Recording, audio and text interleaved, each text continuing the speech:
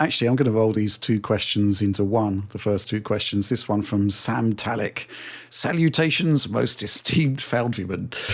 With Microsoft's announcement that everybody's Xbox Series consoles are soon to be worth hundreds of dollars more, are you proud of yourselves for getting in on the ground level in 2020? I'm so delighted that consoles are now more of an investment property than consumer electronic device. In all seriousness, do you think we've hit the ceiling of Microsoft's NFT-style console pricing scheme, or do you see further gains in these little investment boxes? Surely retailers have to be panicking about any floor space dedicated to this unsellable hardware at this point. That one was sarcastic, by the way. This one from in brackets, don't be a Richard. Again, advice I can fully sign up to. Hey team, exclamation point. This week, EB Games in Australia and New Zealand appear to have taken logos for Xbox from their homepage and directed all stores to remove the Xbox section at retail. Presumably this is in part response to Microsoft's continued push to digital.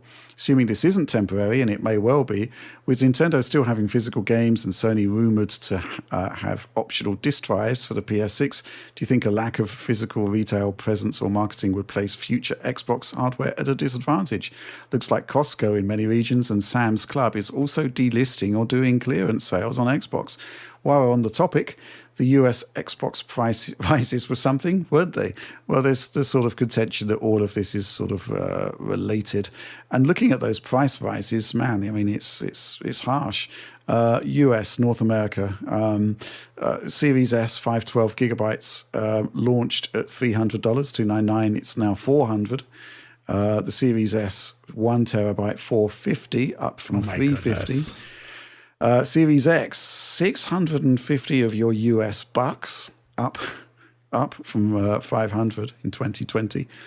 Series X digital, it's gone up from 550 to 600.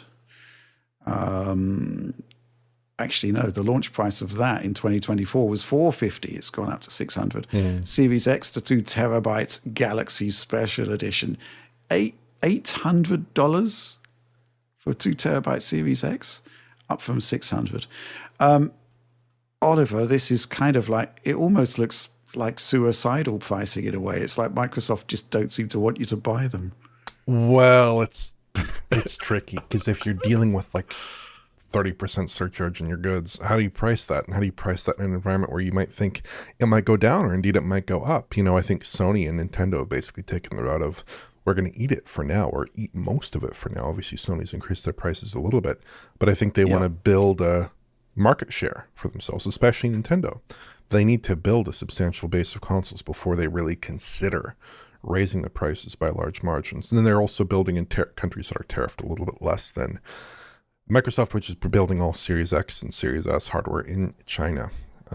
But yeah, ultimately the ceiling here is determined by tariffs. I mean, there's been some increase in the nominal bill of materials, and indeed there have been increases in Xbox prices around the world at different times over the past few years, including recently, but they've not been nearly to this degree of increase. So yeah, I think, you know, if the tariffs go up by a lot, I think realistically the trade in Xbox consoles will stop. I don't think they'll be shipping consoles to America anymore. If they do increase by a large margin, like 145% has been mooted, I don't think they'll continue. Yeah, I don't really think it's necessarily Microsoft's NFT-like pricing scheme or greed. I mean, maybe it will be in the future. I don't think that's what it is at the moment. It's just a matter of like, they have their margin. They don't want to give up margin for market share.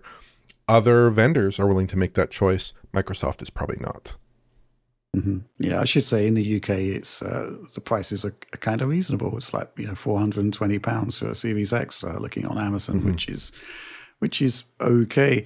I'll tell you what I'm thinking about this from the North American perspective, Alex, and it's really sort of kind of crazy at this point. Is that the deal from console manufacturers to gamers has always been your entry sort of, you know, your entry to this particular ecosystem is going to be cheap. We're going to subsidize it.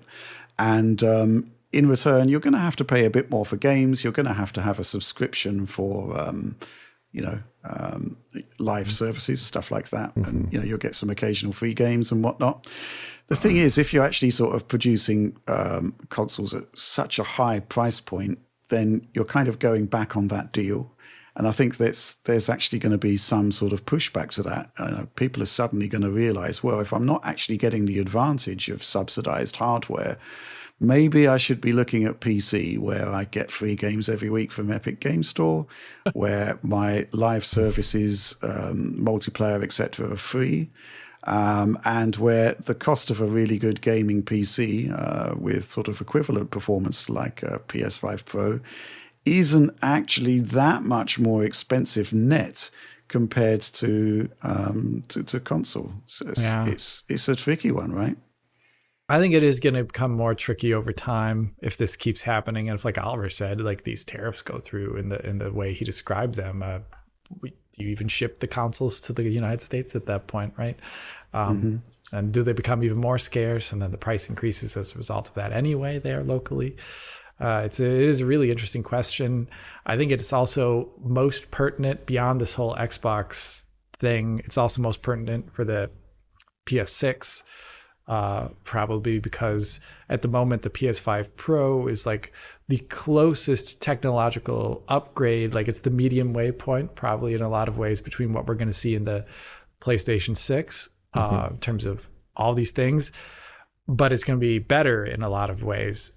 But to make it better with things not going down in price, like the components, like how does Sony sell that thing at a price that is cheaper potentially than the PlayStation 5 Pro?